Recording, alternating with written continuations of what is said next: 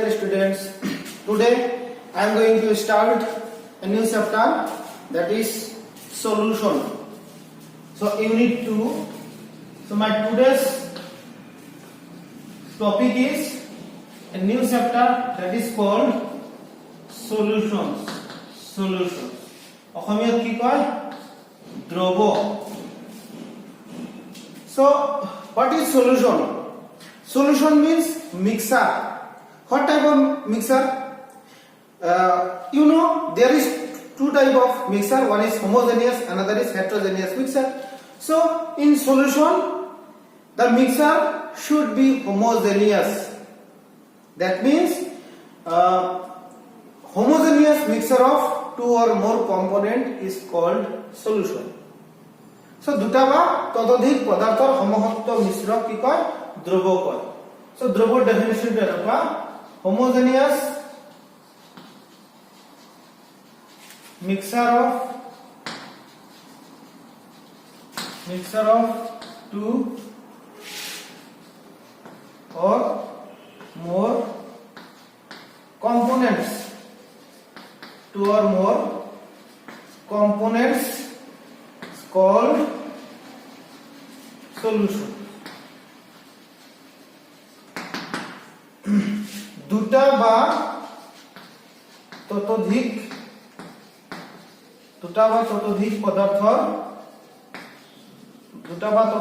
পদাৰ্থৰ সমহত্ব মিশ্ৰক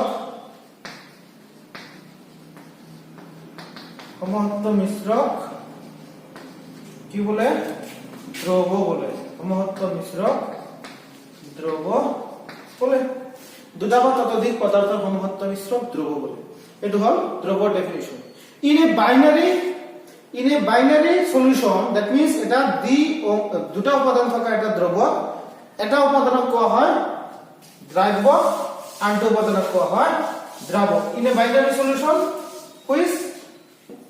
component is less, that is called solute, and which component is more, that is called solvent. That means solution is equal solute plus solvent. এটো তোমার amount কি থাকে, less থাকে, less amount, this is more amount. যেটো amount বেশি থাকে এটা হল solvent, যেটো অ্যামাউন্ট কম থাকে এটা হল সলিউট. এটা দ্বিঅঙ্গী দ্রব, যেটো উপাদান কম পরিমাণে থাকে তাক কোৱা হয় অসমীয়াত কয় কি দ্ৰব. এটো হল দ্ৰব্য,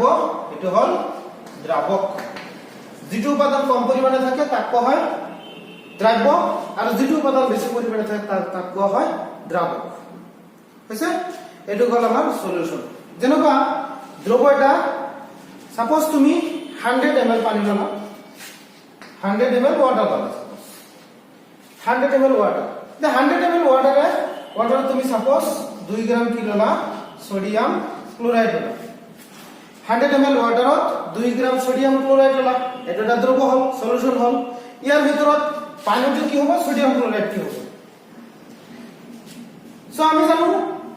পানীয়ে লবণ গলায়, লবণে পানী নগলায়, কিন্তু পানীয়ে লবণ কি কৰে সলিউশন বনায়. লবণৰ দ্ৰৱ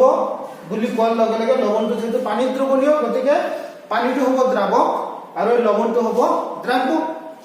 গতিকে যেটো দ্ৰৱীভূত হয় সেইটো কোৱা হয় দ্ৰাব্য, যেটোৱে দ্ৰৱীভূত কৰে তাক কয় দ্ৰাৱক. নাইবা সহজ ভাষাত যাৰ এমাউন্ট বেছি থাকে সেইটো কয় সলভেন্ট, যাৰ এমাউন্ট কম থাকে সেইটো কয় সলিউট. সো এইখিনি গল আমাৰ সলভেন্ট আৰু সলিউটেৰ বিষয়ে আৰু সলিউশনৰ বিষয়ে মানে পৰিচয়, ইন্ট্ৰোডাকশন অফ সলিউশন. সো ইয়াৰ পিছত আমাৰ আহিব ক্লাসিফিকেশন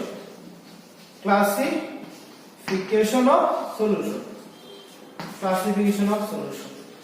সলিউশনৰ দ্ৰৱৰ শ্ৰেণী বিভাজন.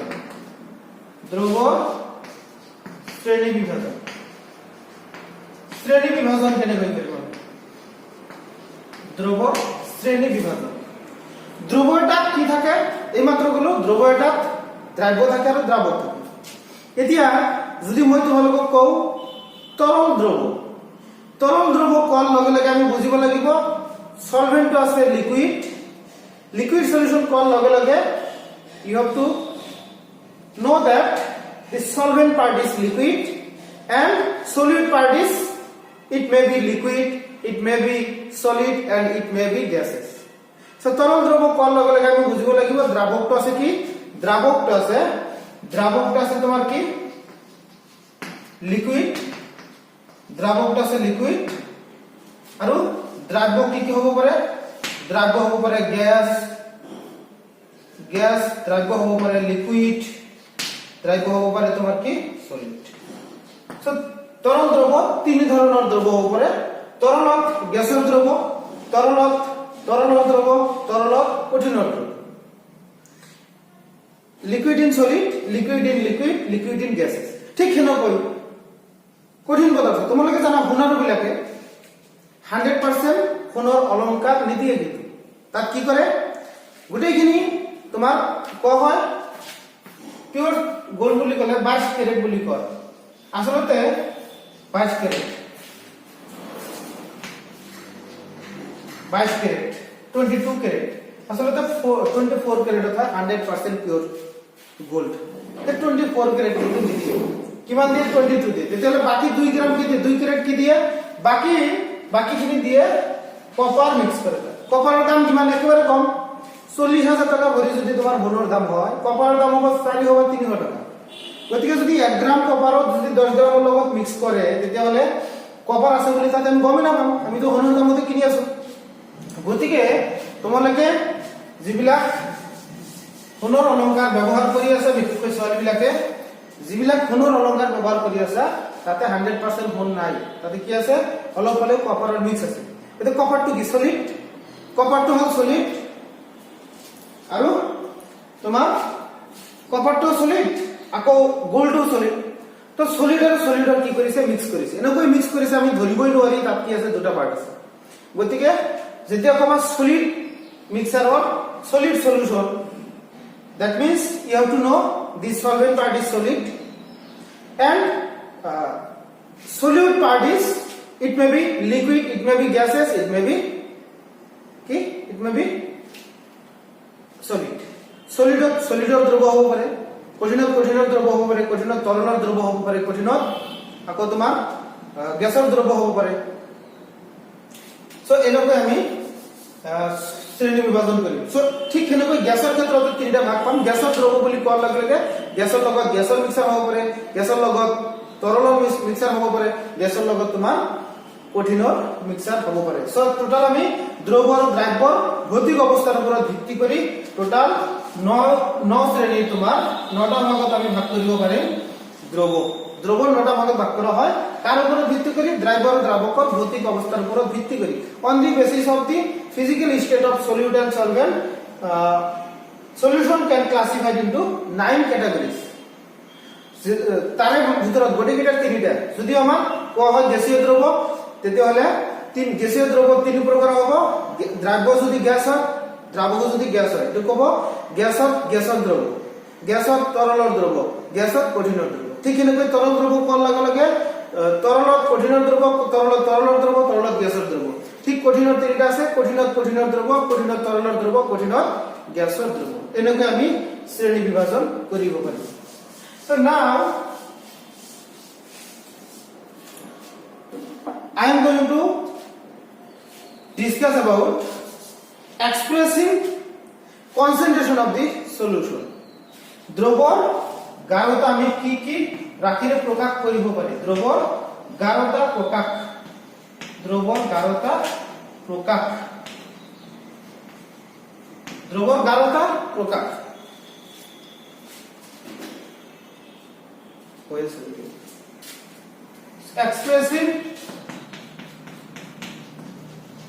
expressing concentration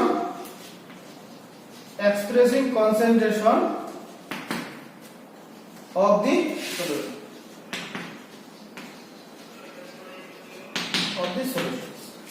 দ্ৰবৰ গাঢ়তা প্ৰকাশ দ্ৰব এটাৰ গাঢ়তা আমি কেনেদৰে প্ৰকাশ কৰিম দ্ৰব এটাৰ গাঢ়তা আমি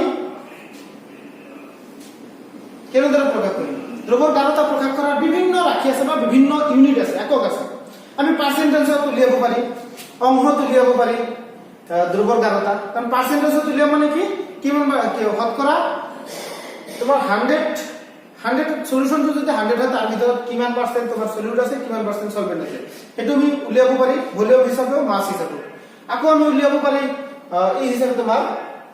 ভগ্নাংশ হিচাপে কিমান মোল দ্ৰব্য আৰু কিমান মোল দ্ৰাৱক আছে তাৰ ওপৰত ভিত্তি কৰি টোটাল একৰ মাজত টোটাল সলিউশনটো এটা হেতুৰ মাজত কিমান অংশ দ্ৰব্য আছে কিমান অংশ দ্ৰাৱক আছে হেতু আমি বাহিৰ কৰিব পাৰি আকৌ আমি ইউনিটত গলে মোল পাৰ লিটাৰ ইউনিটত ইউজ কৰিব পাৰি আমি কনসেন্ট্ৰেশন এক্সপ্ৰেস কৰিব পাৰি so another is there molarity that means mol per kilogram ইউনিটত আমি এটো ইউজ কৰিব পাৰি সো প্ৰথম টাৰ্মটো হ'ব মাস পাৰ্সেন্ট ভৰ শতাংশ ফাৰ্স্ট গাঢ়তা প্ৰকাশৰ ফাৰ্স্ট টাৰ্মটো আহিব মাস percent that means w by w percent mass by mass percent ভর শতাংশ অসমীয়াত কয় ভর বাই ভর শতাংশ তাৰ মানে ভৰ শতাংশ যেতিয়া ভৰ শতাংশৰ কথা কব তেতিয়া আমি বুজিব লাগিব এটো ইউনিটটো কিহত আছে গ্ৰামত আছে টোটাল যদি 100 গ্ৰাম আমাৰ কি হয় সলিউশন হয় তাৰ ভিতৰত কিমান গ্ৰাম তোমাৰ কি আছে সলিউট আছে আৰু কিমান গ্ৰাম সলভেন্ট আছে এটো আমি ক্যালকুলেশন কৰি বাহিৰ কৰিব লাগিব that means in 100 gram solution how many grams solute and how many grams solvent is present you have to calculate in this way suppose তুমি এটা উপাংশ কি কৰিবা গাঢ়তা মানে ভৰ শতাংশ বাহিৰ কৰিবা that means mass percent of a component is equals to কি হ'ব mass of that component যেটো উলিয়াবা mass of that component divided by mass of solution is into 100% percentage বাই কৰিম যেটো অসমীয়াত কলে কি অসমীয়াত লিখিবা এটা ধ্ৰুৱত এটা উপাংশৰ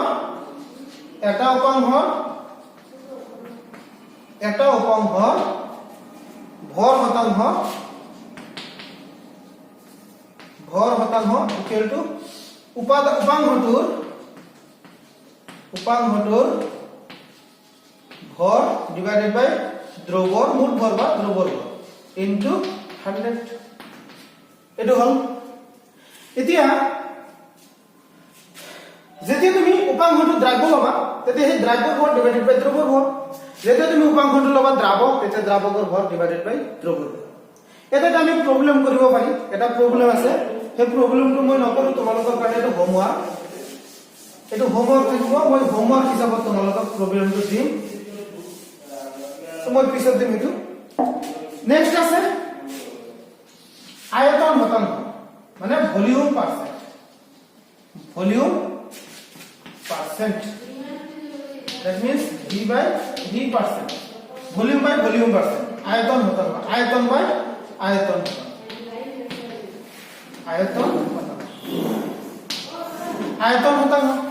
আয়তন শতাংশ কেনেকৈ বাহিৰ কৰিম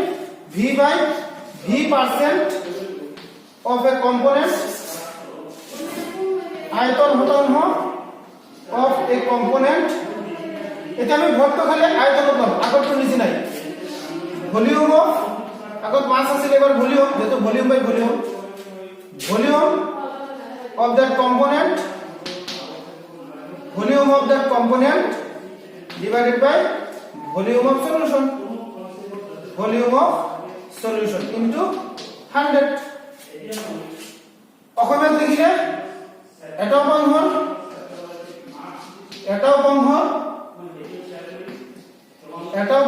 আয়তন শতাংশ বা v by v percent is equal to